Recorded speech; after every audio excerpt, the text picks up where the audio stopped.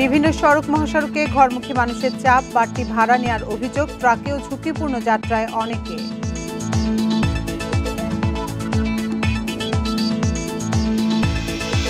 দেশ জুড়ে জমে উঠেছে কোরবানির পশুর হাট। ছোট মাঝারি গরুর চাহিদা বেশি, দুশ্চিন্তায় বড় গরুর বিক্রেতারা।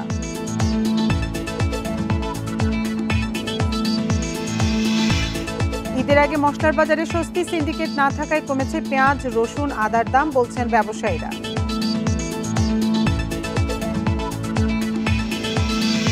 ঈদের ছুটিতে পুশিন, চোরাচালান প্রতিরোধে বিজিবির টহল জোরদার। চামড়া পাচার ঠেকাতে কড়া নজরদারি।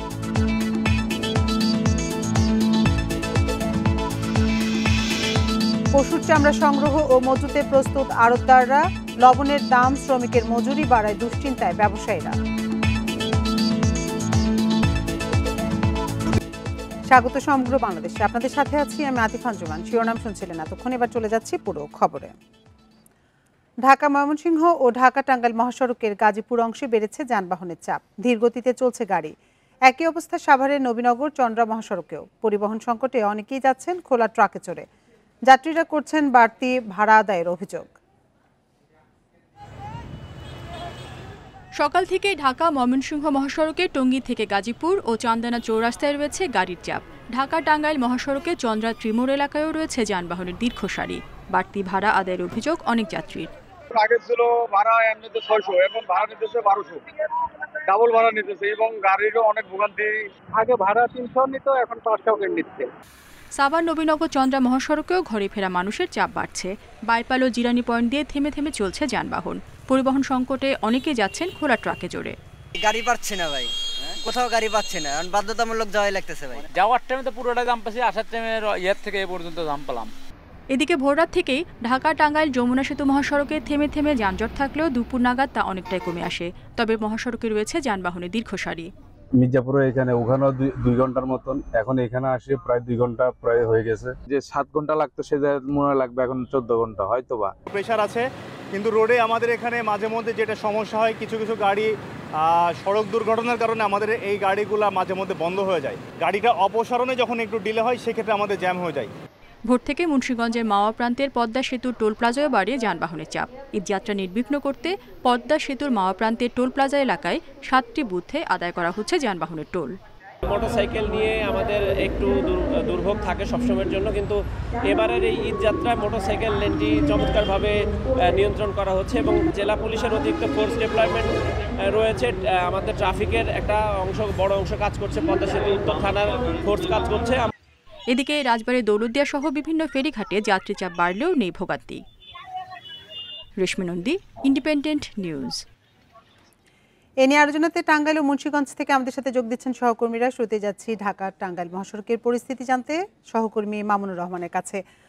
মামুনুর, আপনি দুপুরের দিকে যেমনটি জানাচ্ছিলেন যে ঢাকা টাঙ্গাইল মহাসড়কে 15 কিলোমিটার এলাকা জুড়ে থেমে থেমে যানজট ছিল, এখন পরিস্থিতি আসলে কেমন দেখছেন? কিছুটা উন্নতি হয়েছে নাকি যানজট আরো বেড়েছে?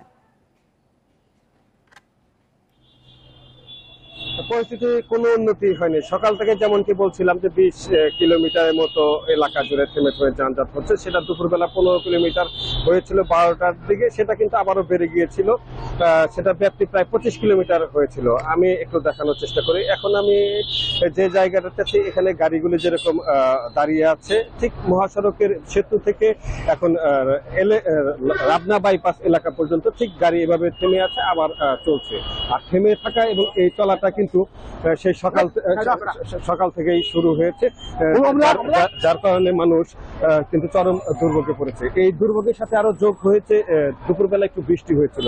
আপনি দেখতে পাচ্ছেন যে খোলা ট্রাকে অনেক মানুষ কিন্তু এবছরও তাদের ঈদ যাত্রায় অংশগ্রহণ করছে। তো যারা খোলা ট্রাকে ছিল তারা কিন্তু বৃষ্টিতে ভিজেছিল এবং তখন তারা চরম দুর্ভোগে পড়েছিল। এই যানজটের কারণ বিষয়ে আমরা পুলিশের সাথে কথা বলেছি। টাঙ্গাইলের অতিরিক্ত পুলিশ সুপারের সাথে যখন আমরা কথা বলেছি, তিনি যেটা বলেছেন যে ভোর রাতে মহাসড়কে বেশ কয়েকটি যানবাহন বিকল হয়, এছাড়া করটিয়াতে 2টি সড়ক দুর্ঘটনা ঘটে।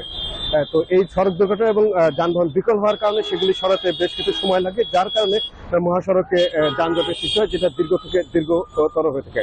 আর করটিয়াতে যে দুর্ঘটনা হয় তার ফলে করটিয়া থেকে মির্জাপুরের পাকুল্লা পর্যন্ত সেখানে আলাদাভাবে আরো 10 কিলোমিটার এলাকা জুড়ে যানজটের সৃষ্টি হয়। অর্থাৎ বলা যায় যে আজকে যারা এই মহাসড়ক ব্যবহার করে উত্তরবঙ্গের দিকে যাচ্ছে, তারা ভোর থেকে যারা বের হয়েছে তারা চরম দুর্ভোগে পড়েছে এবং তাদের এই দুর্ভোগের কথাটি আমরা যাত্রী এবং চালক সবার সাথে কথা বলে জানতে পেরেছি। এই হচ্ছে আমার কাছে ঢাকা টাঙ্গাইল যমুনা সেতু মহাসড়কের যান চলাচলের সর্বশেষ। মামুন, আপনি সাথেই থাকুন। এবার আমরা যাব ঢাকা মাওয়া এক্সপ্রেসওয়ের পরিস্থিতি জানতে সহকর্মী জিতু রায়ের কাছে। জিতু, আমরা ঢাকা টাঙ্গাইল মহাসড়কের পরিস্থিতি জানছিলাম সহকর্মী মামুনের কাছ থেকে। আপনি মাওয়া প্রান্তে, মুন্সিগঞ্জে মাওয়া প্রান্তে পদ্মা সেতু টোল প্লাজার পরিস্থিতি কেমন দেখছেন আমাদের জানাবেন। আমি এই মুহূর্তে ঠিক দাঁড়িয়ে আছি টোল প্লাজার সামনেই। স্বস্তির ঈদ যাত্রাতে বেরসিক বৃষ্টির কারণে যাত্রীদের ভোগান্তির সৃষ্টি হয়েছে।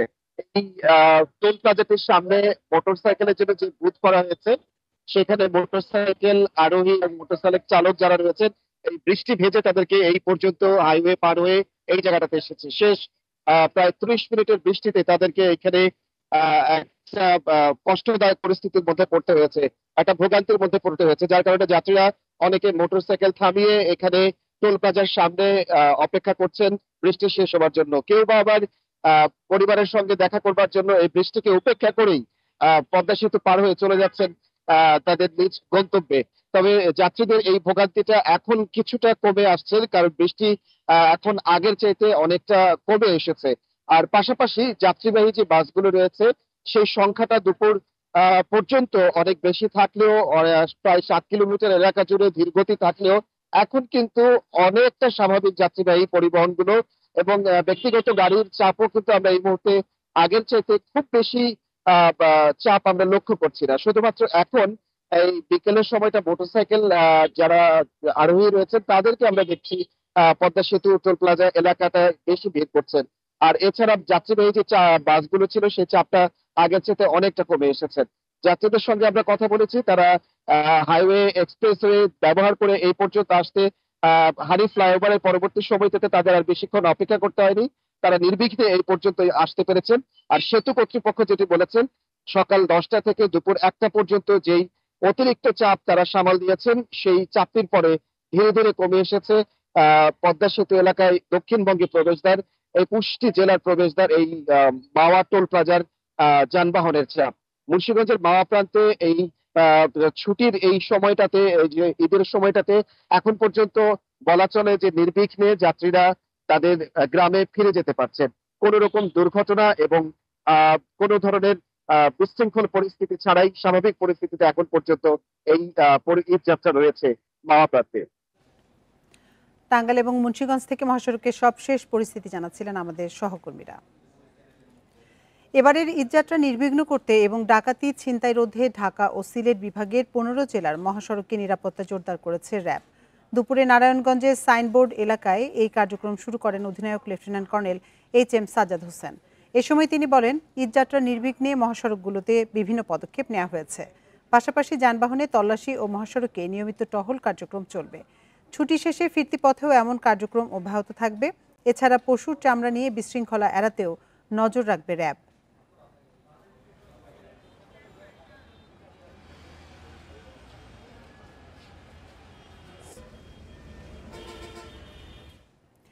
এবার কোরবানির পশুর হাটের খবর।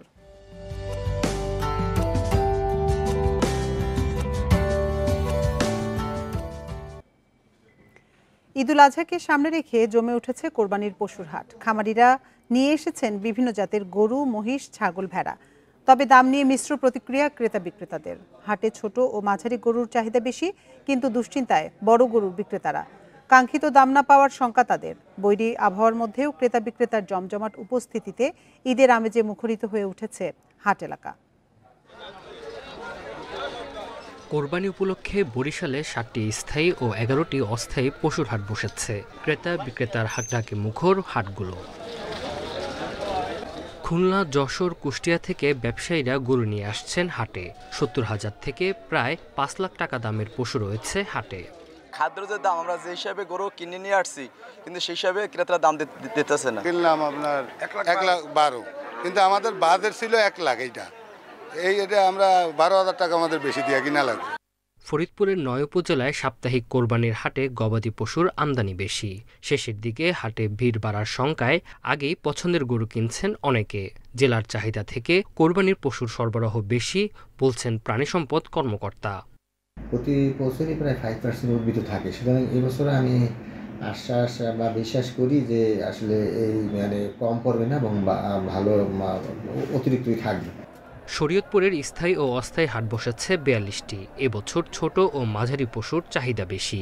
একই চিত্র শেরপুরের পাহাড়ি এলাকার শ্রী বড়দির ভায়াডাঙ্গা হাটে। পর্যাপ্ত পশু সরবরাহ থাকায় কাঙ্ক্ষিত দাম না পাওয়ার শঙ্কা বিক্রেতাদের।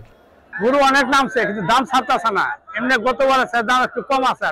10টা বেশি ছোট আর মাঝারি গরু চাহিদা বেশি। জমে উঠেছে ফেনীর 119টি পশুর হাট। পছন্দের পশু কিনছেন ক্রেতারা। অনাকাঙ্ক্ষিত ঘটনা রোধে হাটে রয়েছে কঠোর নিরাপত্তা। বাইরে থেকে অবৈধভাবে গরু এখানে আসতে না পারে, দেশের যে আমাদের যে এই গরু যে চাষিরা যাতে ক্ষতিগ্রস্ত না হয়, যারা পশু ব্যবসা করে তারা যেন ক্ষতিগ্রস্ত না হয়, সে বিষয়টা আমরা গুরুত্ব সহকারে বিবেচনা করছি। এবছর জেলায় কোরবানির পশুর চাহিদা 82,000 আর কোরবানির যোগ্য পশু রয়েছে 87,000-এরও বেশি। Tanzil Hasnat, independent news. বিরতির পর আবার আমন্ত্রণ সমগ্র বাংলাদেশে। সম্পূর্ণ অটোমেটেড মেশিনে তৈরি সাপোর্ট ফাইবার গ্লাস শীট, ব্যবসা এবার হবেই হিট। গরু খাসির পাশাপাশি এবার চট্টগ্রামের কোরবানির হাটে মিলছে এক সময়কার মরুভূমির প্রাণী গাড়ল। হাটহাজারির শৌখিন উদ্যোক্তা গাড়লের লালন পালন করে এনেছেন হাটে। পশু নির্বাচনে ভিন্নতা আনতে অনেকেই এবার কিনছেন এই প্রাণী। দামে সাশ্রয়ী গাড়লের মাংসের স্বাদ সম্পর্কে আগে থেকে পরিচিত বন্দরনগরী মানুষ। দেখতে অনেকটা ভেড়ার মতো হলেও আসলে এটা গাড়ল। গায়ের রং সাদা, চামড়ার মাঝে মধ্যে আছে কালচে আভাও, লম্বা পশম আর বাঁকানো শিং মাথায়। চট্টগ্রামের পশুর হাটে বেশ সাড়া ফেলেছে এই প্রাণী। মূল খাবার ঘাস হলেও একটি গাড়লকে প্রতিদিন কমপক্ষে দিতে হয় 500 গ্রাম ভুসি। কোনো কারণে আঘাত পেলে তার পরিচর্যাও করতে হয় নিবিড়ভাবে। 500 গ্রামের দর ভুসি, 500 গ্রাম দমের গুঁড়া ডেলি, তাহলে মনে করে ওগুলো সম্পূর্ণরূপে সুস্থ। এই প্রাণী দামে সাশ্রয়ী, মাংসও মজাদার। তাই কুরবানিতে গরু খাসির পাশাপাশি কিছুটা ভিন্নতা আনতে কেউ কেউ কিনছেন এই গাড়ল। অনেক ভালো লাগছে, এখানে শুনছি এখানে গাড়ল বিক্রি করে, সেজন্য আমি গাড়ল ক্রয় করার জন্য আসছি।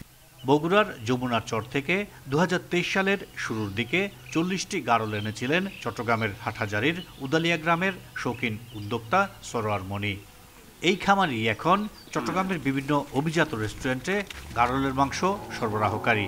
আমরা মনে করেছিলাম চট্টগ্রামে যেহেতু এটা নতুন, চট্টগ্রামে বিভিন্ন যে রেস্টুরেন্টগুলো আছে আমার জানা মতে ওইসব রেস্টুরেন্টগুলোতেই আসলে এই গাড়লের মাংসটা ক্রেতা বেশি।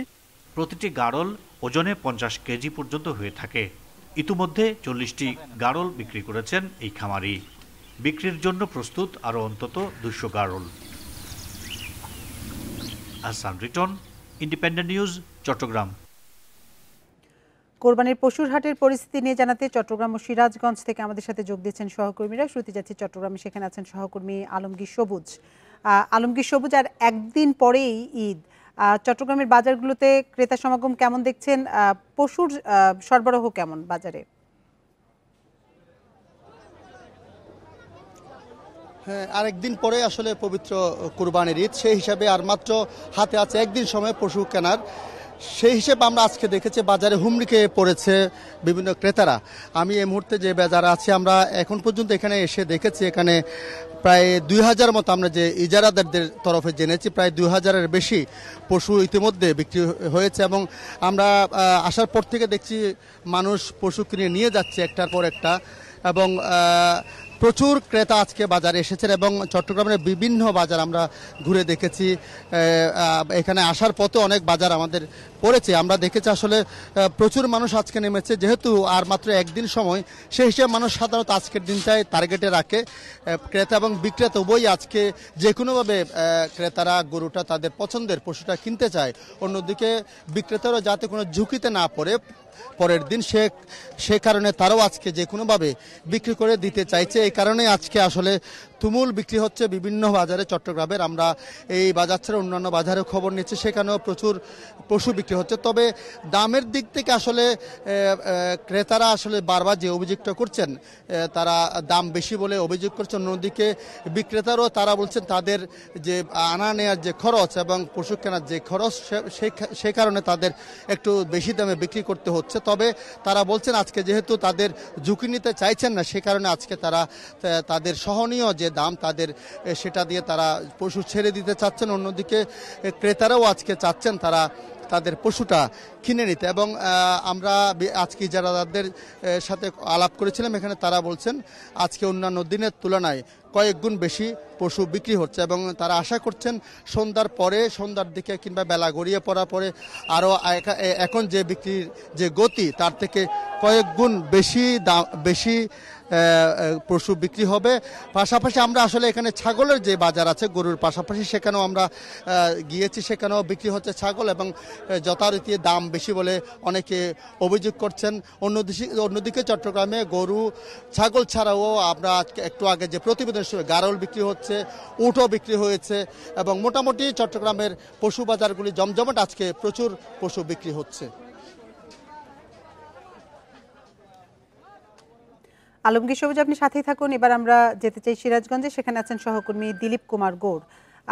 দিলীপ, আমরা চট্টগ্রামের হাটগুলোর পরিস্থিতি জানছিলাম সহকর্মী আলমগীর সবুজের কাছে। সিরাজগঞ্জের হাটগুলোতে আসলে কোন সাইজের পশুর চাহিদা বেশি?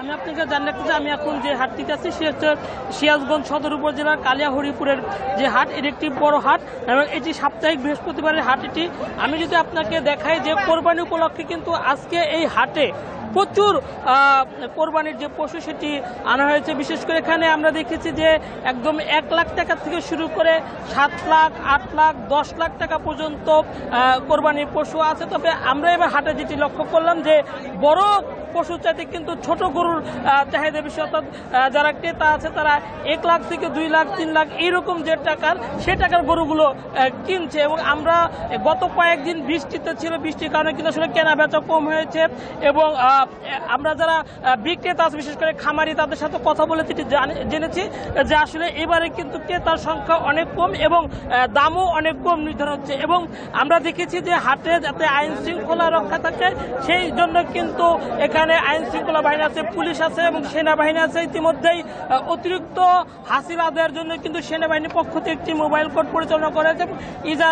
হাট ইজারাদারকে 20,000 টাকা জরিমানা করা হয়েছে এবং আমরা দেখছি যে হাটের মধ্যে এখনো আইন শৃঙ্খলা রক্ষায় বিশেষ করে যাতে কোনো চাঁদাবাজি না হয়, কোনো ধরনের বিক্রি না করে সেজন্য কিন্তু পুলিশের পাশাপাশি এখানে সেনাবাহিনী রয়েছে এবং এখানে যারা হাসিল নিচ্ছে সেখানেও আমরা দেখেছি যাতে অতিরিক্ত হাসিল আদায় না করা হয় সেজন্য কিন্তু এখানে সেনাবাহিনীর পক্ষ থেকে দেখা হচ্ছে। এবং আমরা যেটা খোঁজ নিয়েছি অন্যান্য হাটের তুলনায় আজকে কিন্তু এখন পর্যন্ত সকাল থেকে যে হাট লেগেছে সেখানে 700 থেকে 800 পশু বিক্রি হয়েছে এবং এখানে যেহেতু কয়েকটি বুথ আছে সব বুথ মিলে কিন্তু এখন পর্যন্ত 700-800 কোরবানি পশু বিক্রি হয়েছে। হাট কমিটি বলছে যে আজকে রাত পর্যন্ত এই হাট চলবে এবং এখানে আসলে যারা ক্রেতা এবং যারা বিক্রেতা তাদের সার্বিক নিরাপত্তা ব্যবস্থা প্রশাসনের পাশাপাশি কিন্তু হাট কমিটির পক্ষ থেকেও স্বেচ্ছাসেবক নিয়োগ করেছে এবং যাতে কেউ জাল নোট বা অন্যান্য নোট ব্যবহার করতে না পারে সেই জন্য কিন্তু এখানে হাট কমিটির পক্ষ থেকে ব্যবস্থা রাখা হয়েছে। এই ছিল আমার কাছে সিরাজগঞ্জের কোরবানি পশু হাটের সর্বশেষ তথ্য। চট্টগ্রাম এবং সিরাজগঞ্জ থেকে জানাচ্ছিলেন আমাদের সহকর্মীরা। ঈদের আগে মশলার বাজারে স্বস্তি। গত বছরের তুলনায় এবার একই সময়ে প্রায় সব মশলার দামই কম। গরম মশলার ব্যবসায়ীরা এ নিয়ে সন্তুষ্ট নয়, জানালেন অবৈধ পণ্য প্রবেশের কথা। অন্যদিকে পেঁয়াজ, রসুন ও আদার ব্যবসায়ীরা বলছেন সিন্ডিকেট না থাকায় কমেছে পণ্যের দাম। কুরবানির ঈদে মাংস রান্না রাতশিক করে তোলে মশলা। জিরা, ধনিয়া, লবঙ্গ, দারচিনির গন্ধে উৎসবের আমেজে আসে পূর্ণতা। প্রতি বছরই ঈদের আগে এসব মশলার বাড়তি দাম ক্রেতাদের ফেলে দুশ্চিন্তায়, কিন্তু এবার চিত্র অনেকটাই ভিন্ন। মৌলভীবাজার রাজধানীতে মশলার সবচেয়ে বড় পাইকারি বাজার। টি বিসিবির খুচরা পণ্য তালিকার তথ্য গতবারের তুলনায় এবার কমেছে লবঙ্গ, ধনে, তেজপাতা, মরিচ, হলুদ সহ প্রায় সব মশলার দাম। বেড়েছে শুধু এলাচের দাম। সব কিছুর দাম আগের থেকে কম ইনশাল্লাহ। 1900 আসার পর থেকে আমি দেখছি যায় মোটামুটি ইনশাল্লাহ কম। পাইকাররা অবশ্য বলছেন আমদানি শুল্ক বেশি হওয়ায় চোরাই পথে পণ্য আসায় কমেছে এই দাম। তারা ওই স্মাগলিং এর পণ্যগুলি বেচাকেনি করতেছে। এই জন্য আমরা যেহেতু ইম্পোর্ট করে পণ্যগুলি পূর্ণ ডিউটি দিয়ে আনছি, ফুল ডিউটি দিয়ে আনছি, তা আমাদের এখন বিক্রি না হওয়ার কারণে আমাদের লোকসান দিয়ে বিক্রি করতে হইতেছে। পাইকারি ও খুচরা পণ্যের জন্য নগরবাসীর ভরসায় থাকা কারওয়ান বাজারেও পেঁয়াজ, আদা, রসুন সহ সব ধরনের মশলার দাম আগের বছরের একই সময়ের চেয়ে প্রায় অর্ধেক কমে মিলছে। দেশের প্রধান আমদানি বাজার চট্টগ্রামের খাতুনগঞ্জে গত বছরের তুলনায় রসুনের দাম অন্তত 30 টাকা কমেছে। আড়তে দেশি রসুন বিক্রি হচ্ছে কেজি প্রতি 100 টাকার আশেপাশে। অন্যদিকে আদার দাম কমেছে কেজিতে 70 টাকার মতো। ছোট এবং মাঝারি ধরনের যে আমদানিকারক আছেন তারা পণ্য আমদানি করার ক্ষেত্রে এখন প্রতিযোগিতামূলক বাজার হওয়াতে বাজারে পণ্যের দাম কমেছে। আগামী বছর যে সরকারি থাকুক, ঈদের সময় নিত্যপণ্য যেন থাকে নাগালের মধ্যে, এমনটাই প্রত্যাশা ক্রেতাদের। ইকরামুল কবির, ইন্ডিপেন্ডেন্ট নিউজ, ঢাকা। দ্বীপ জেলা ভোলার সঙ্গে ঢাকাসহ দেশের অন্যান্য জেলার সড়কপথে কোনো যোগাযোগ না থাকায় লঞ্চে যাতায়াতই একমাত্র ভরসা। উত্তাল মেঘনা পাড়ি দিয়ে ঝুঁকি নিয়েই তাই এ অঞ্চলের মানুষ ফিরছেন নিজ বাড়িতে। প্রতিদিন ঢাকা থেকে ভোলার উদ্দেশ্যে 22টি লঞ্চ ছেড়ে যাচ্ছে। ঈদ উপলক্ষে বিশেষ লঞ্চ সার্ভিস চালু না থাকায় যাত্রীর চাপ বেশি। এর মধ্যে উত্তাল মেঘনায় রয়েছে ঝুঁকিও। স্বাভাবিক সময়ের তুলনায় বেশি ভাড়া ও ধারণ ক্ষমতার চেয়ে অতিরিক্ত যাত্রী নেয়ার অভিযোগ লঞ্চগুলোর বিরুদ্ধে। এছাড়া ভোলা লক্ষ্মীপুর রুটে মেঘনায় ছোট ছোট অবৈধ নৌযান করেও যাত্রী পারাপার চলছে।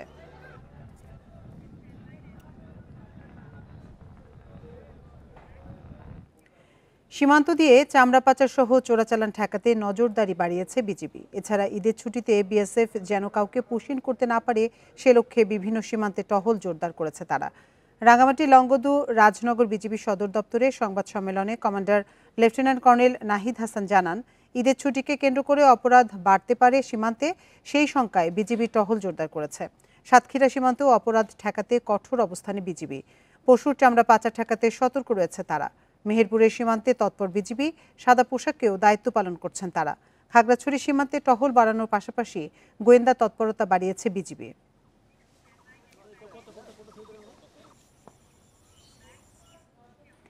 কোরবানির পশুর চামড়া সংগ্রহ ও মজুতে প্রস্তুতি নিচ্ছেন বগুড়ার ব্যবসায়ীরা। তবে দীর্ঘদিনের বকেয়া না পাওয়ার পাশাপাশি লবণ ও শ্রমিকের মজুরি বাড়ায় এবারও চামড়া সংগ্রহ নিয়ে দুশ্চিন্তায় ব্যবসায়ীরা। তারা বলছেন সংকট সমাধানে প্রয়োজন সরকারি ঋণ সুবিধা। সারা বছরই পশুর চামড়া সংগ্রহ করে বগুড়া সদর বাদুরতলা ও চকসূত্রাপুর এলাকার ব্যবসায়ীরা, কিন্তু আর্থিক ক্ষতির মুখে পড়ে এখন টিকে আছেন হাতে গোনা কয়েকজন ব্যবসায়ী। তারাই এখন কুরবানির ঈদ ঘিরে চামড়া সংগ্রহের প্রস্তুতি নিচ্ছেন। প্রতি বছর ট্যানারি মালিকরা পাইকারি ব্যবসায়ীদের বকেয়া পরিশোধের পাশাপাশি চামড়া কেনার জন্য আগাম পুঁজিও দিতেন, কিন্তু এবার মাঠের ব্যবসায়ীদের এখনো খোঁজ নেননি তারা। পরিবহন ও সংরক্ষণ খরচ বেড়ে যাওয়ায় সরকারি মূল্যে চামড়া কেনা নিয়ে শঙ্কায় তারা। 8-10 বছর হলে ব্যবসা বলতে কিছু নাই, টাকা পয়সা সব কোম্পানিরা নিয়ে গেছে। ইটালি, জার্মানি, ফ্রান্স এরা চামড়া নিচ্ছিল, এরা যদি নেয় তাহলে আবার আগের মতো 2200, 2400, 3000 বেচা কেনা হবে। চামড়া সংরক্ষণে এবার এতিমখানায় বিনামূল্যে লবণ সরবরাহ করছে বাণিজ্য মন্ত্রণালয়। এছাড়া ব্যবসায়ীদের পাওনা বকেয়া নিয়ে শিল্প মন্ত্রণালয়ে জানানোর কথা বললেন জেলা প্রশাসক। যারা চামড়ার ব্যবসায়ী তারা যে ট্রেনারিতে চামড়াগুলা ডেলিভারি দেয় তাদের অনেক দিনের বকেয়ার বিল ছিল। এটি আমার সাথে তারা বলেছে, আমরা এদের সাথে নিয়ে মিটিং করেছিলাম। তারপরে ওদের কাছ থেকে আমরা তাদের অ্যাকচুয়াল হিসাবটা নিয়ে সচিব শিল্প মন্ত্রণালয় বরাবর আমি একটি চিঠি দিয়েছি। বগুড়ায় একসময় চামড়া ব্যবসায়ী ছিলেন অন্তত 30 জন। লোকসানের মুখে তাদের অধিকাংশই বেছে নিয়েছে অন্য পেশা। জজিফ হোসেন, ইন্ডিপেন্ডেন্ট নিউজ, বগুড়া। ব্রাহ্মণবাড়িয়ার নবীনগরে বাস চাপায় সিএনজি অটোরিকশার চালক সহ ৩ জন নিহত হয়েছেন। ভোরে উপজেলার ইব্রাহিমপুর ইউনিয়নের বাঁশবাজারে এই দুর্ঘটনা ঘটে। পুলিশ জানিয়েছে, ভোর 5:30টার দিকে চট্টগ্রাম থেকে সিলেটমুখী দুরন্ত বাসের সাথে নবীনগর থেকে কোম্পানিগঞ্জমুখী অটোরিকশার সংঘর্ষ হয়। এতে ঘটনাস্থলেই অটো চালক সহ ৩ জন নিহত হন। খবর পেয়ে ঘটনাস্থলে গিয়ে তাদের মরদেহ উদ্ধার করে পুলিশ। বাসটি জব্দ করা হলেও পালিয়ে গেছেন চালক। এদিকে ভোরে নাটোর সদরে বিআরটিসি বাস খাদে পড়ে একজন নিহত হয়েছে। এতে আহত হয়েছে অন্তত 15 জন। একই সময়ে বনপাড়া পাবনা মহাসড়কে ট্রাকের ধাক্কায় নিহত হয়েছেন কাভার্ড ভ্যানের চালক ও সহকারী। এছাড়া সড়ক দুর্ঘটনায় আরও 4 জেলায় 4 জন নিহত হয়েছেন, আহত হয়েছেন অন্তত 25 জন। কুশিয়ারার পানি কমতে থাকায় সিলেটে বন্যা পরিস্থিতির কিছুটা উন্নতি হয়েছে। তবে মেঘালয়ে বৃষ্টির কারণে সুনামগঞ্জের স্বল্পমেয়াদী বন্যার শঙ্কা দেখা দিয়েছে। বৃষ্টি কমে আসে 3 দিন পর জকিগঞ্জ শহর থেকে পানি নেমেছে। তবে সুলতানপুর, খলাছড়া ও বীরশ্রী ইউনিয়নের বেশ কয়েকটি এলাকা এখনও তলিয়ে রয়েছে। এছাড়া বিয়ানীবাজারে বেশ কয়েকটি গ্রামের পানি নামেনি। তাই আত্মীয়দের বাড়ি ও আশ্রয় কেন্দ্রে অবস্থান করছেন ওইসব এলাকার মানুষ। এদিকে উজানের ঢলে বুধবার রাত থেকে ফের বাড়ছে সুরমাসহ সব শাখা নদীর পানি। বন্যা পরিস্থিতির শঙ্কায় সার্বিক প্রস্তুতি নিয়েছে জেলা প্রশাসন। উজানের ঢলে কুড়িগ্রামের ব্রহ্মপুত্র, ধরলা, তিস্তা ও দুধকুমারের পানিও বাড়ছে। পল্টনগামী সড়ক তলিয়ে যাওয়ায় চিলমারি রৌমারী ফেরি চলাচল বন্ধ হয়ে গেছে। পানির কারণে তো ডাইক বন্ধ হয়েছে, পানি বাস মারছে বেশি, এত পানি তো থাকে না, যাওয়ার আর জায়গা নাই। আমার মনে হয় আমরা এই দেশের নাগরিক না, নদীর পাড়ের লোক, আমরা বৈষম্যের শিকার। নৌকার মাঝিদের লিস্ট সংগ্রহ করবে, মোবাইল নাম্বার সহ, যাতে জরুরি প্রয়োজনে উদ্ধার কার্যক্রম পরিচালনা করতে তাদের সহযোগিতা নেওয়া যায়। এছাড়া আমরা ওই জনস্বাস্থ্য প্রকৌশল ইতিমধ্যে উপজেলা অনুযায়ী পানি বিশুদ্ধকরণ ট্যাবলেটও বিলি করছে, আরো জেলায় মজুত আছে, যদি দরকার হয় সেগুলোও সরবরাহ করা যাবে। তো মোটামুটি এই আমাদের প্রস্তুতি আছে। খাগড়াছড়ির বনাঞ্চলে দেখা মিলছে বিপন্ন মুখ পোড়া হনুমান, লজ্জাপতি বানর, সাম্বার হরিণ, লাল উড়ন্ত কাঠ বিড়ালির মতো দুর্লভ প্রাণী। দখল উজাড়ের পরও বনে বসবাস 5 শতাধিক প্রাণীর। বন বিভাগ বলছে, শিকারীদের উৎপাত কমানোর পাশাপাশি সাধারণ মানুষকে সচেতন করার ফল মিলছে। সম্প্রতি খাগড়াছড়ির বন বিভাগের কার্যালয়ের পাশের চাপালিশ গাছে দেখা মিলেছে দুর্লভ মুখপোড়া হনুমানের। সহজলভ্য খাবার ও শিকারীদের উৎপাত না থাকায় এই এলাকায় ইদানিং দেখা মিলছে বিলুপ্তপ্রায় এ প্রজাতির। এছাড়াও জেলার বিভিন্ন বনে দেখা মিলছে লজ্জাপতি বানর, মায়া হরিণ, লাল উড়ন্ত কাঠ, দাগি প্যাঁচার মতো দুর্লভ প্রজাতি সহ 5 শতাধিক প্রজাতির প্রাণী। আমরা আলুটিলা রিসাংঝর্ণা স্থায়ী বাসিন্দা। আমাদের পাশে এই খাগড়াছড়ি বন বিভাগের একটা বন আছে, ওখানে বিভিন্ন রকম প্রাণী ওই অবমুক্ত করেছি, যাতে বহিরাগত লোক এসে কোনো পশু পাখি শিকার করতে না পারে। সেজন্য আমরা 3 জন সার্বক্ষণিকভাবে এখানে পাহারা দিয়ে আসি। পরিবেশ ও প্রকৃতির সুরক্ষায় প্রাকৃতিক বন সম্প্রসারণের পাশাপাশি বনকে প্রাণীর নিরাপদ আবাসস্থল হিসেবে গড়ে তোলার তাগিদ পরিবেশবাদীদের। আমাদের যে প্রাকৃতিক বন থাকে তার সাথে পানি থাকবে সুরক্ষিত, এবং বন জঙ্গল যে গাছপালা সবগুলো সুরক্ষিত থাকবে। এগুলো সুরক্ষিত থাকলে আমাদের যে প্রাণী জগৎ সেটাও সুরক্ষিত থাকবে। বৃক্ষরোপণের পাশাপাশি জীববৈচিত্র্য রক্ষায় কাজ করছে বন বিভাগ।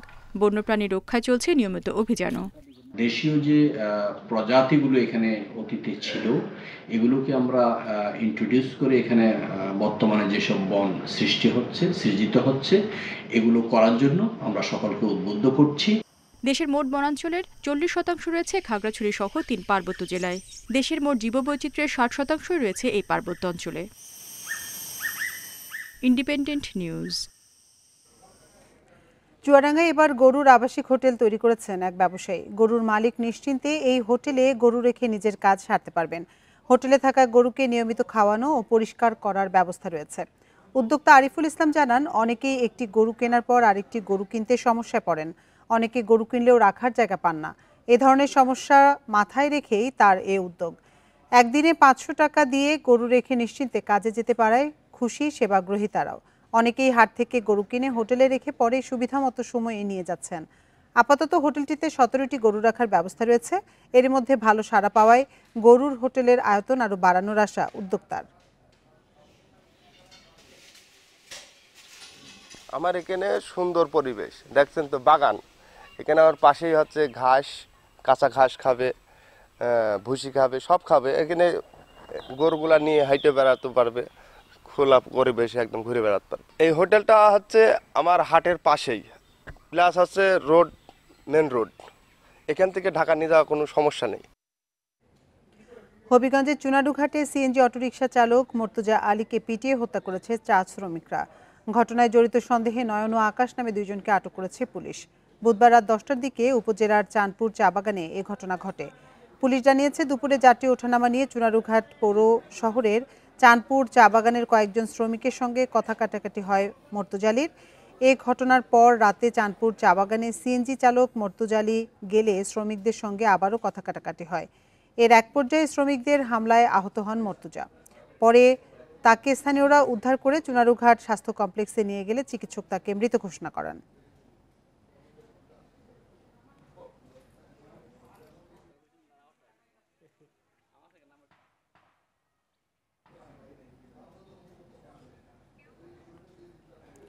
যশোরের শার্শায় পূর্ববিরোধের জেরে প্রতিপক্ষের ছুরিকাঘাতে সবুজ নামে এক যুবক নিহত হয়েছে। এ ঘটনায় আহত হয়েছে রাজু নামে আরও এক যুবক।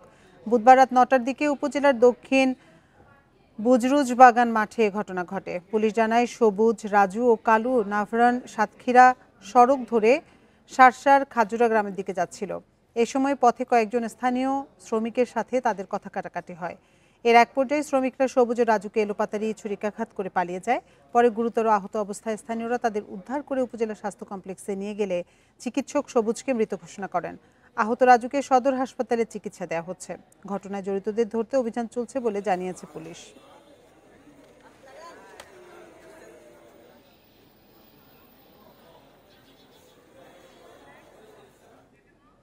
আর এই ছিল সমগ্র বাংলাদেশের আজকের আয়োজনে। ইন্ডিপেন্ডেন্ট টেলিভিশনের সব খবরে বিস্তারিত জানতে চোখ রাখুন ফেসবুক, ইউটিউব এবং এক্সে।